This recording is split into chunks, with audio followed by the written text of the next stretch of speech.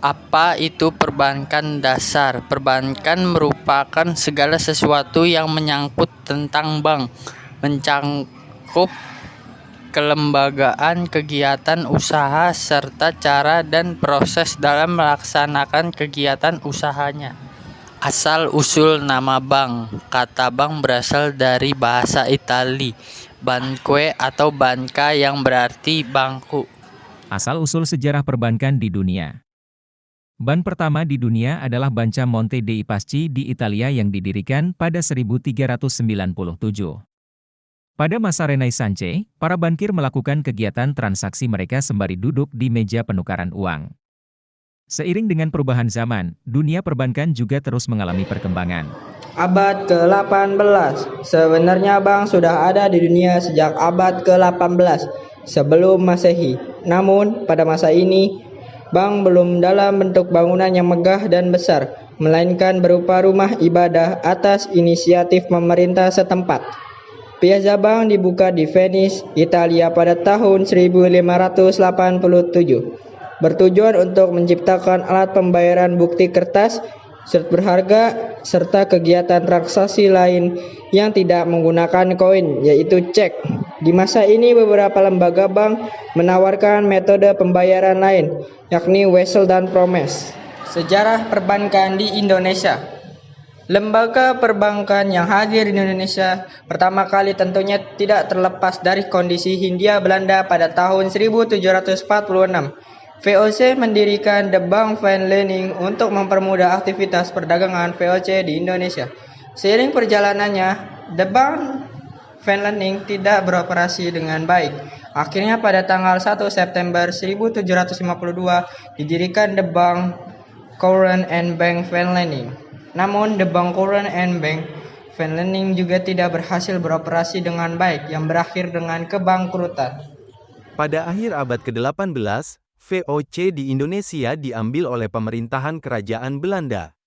Hindai Timur jatuh ke tangan Inggris setelah masa pemerintahan Herman William Daendels dan Jansen. Sejarah mencatat ada beberapa bank yang memiliki peran penting di Hindia Belanda. Bank tersebut adalah De Javasche N.V., De Postpoorbank, Hul en Spaarbank, De Eskomto Bank N.V. Nationale Handelsbank, De Algemene Volkskredietbank dan Nederland Handelsmaatschappij. Bank Belanda yang berhasil berkembang dan menjadi cikal bakal Bank Sentral Indonesia adalah De Javasche Bank. De Javasche Bank didirikan pada tahun 1828. Pemerintah Hindia Belanda memberikan monopoli kepada De Javasche Bank untuk mengeluarkan uang yang mana pengedaran uangnya ditangani oleh pemerintahannya sendiri. Sejak saat itu, De Javasche Bank dikenal dengan Bank of Issue atau bank sirkulasi. Meski belum menjadi bank sentral secara penuh, De Javasche Bank memiliki fungsi sebagai bankir untuk pemerintah Hindia Belanda. Hal ini disebabkan De Javasche Bank hanya menjalankan beberapa tugas yang bisa dilakukan oleh bank sentral.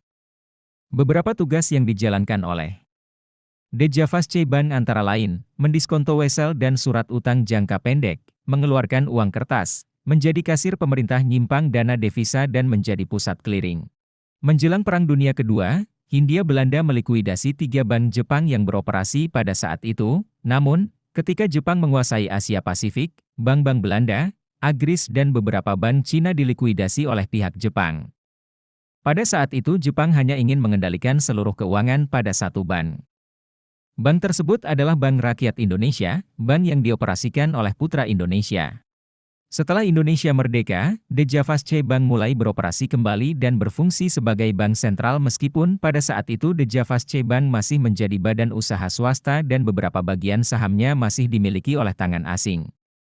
Akhirnya pada tahun 1951, De Javasche Bank dinasionalisasi berdasarkan Undang-Undang Nomor 24 Tahun 1951.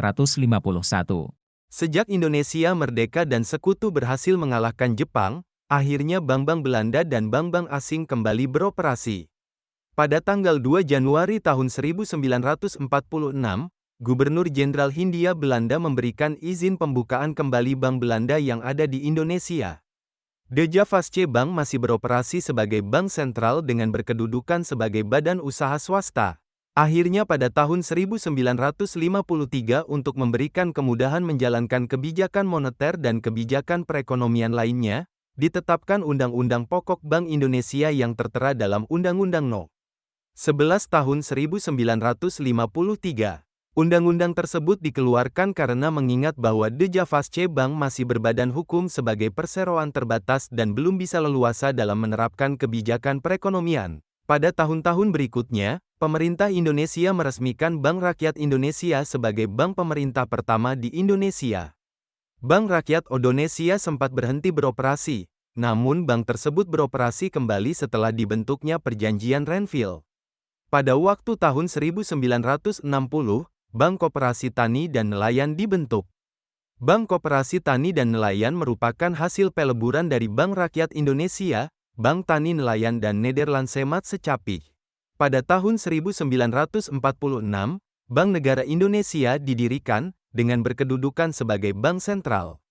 Yayasan Pusat Bank Indonesia dilebur ke dalam Bank Negara Indonesia. Seiring waktu berjalan pemerintah Indonesia melakukan pemantapan kedudukan Bank Negara Indonesia. Akhirnya ketika konferensi meja bundar, pemerintah Indonesia dan Belanda setuju untuk mengubah fungsi Bank Negara Indonesia menjadi bank umum, yang awalnya menjadi bank sentral.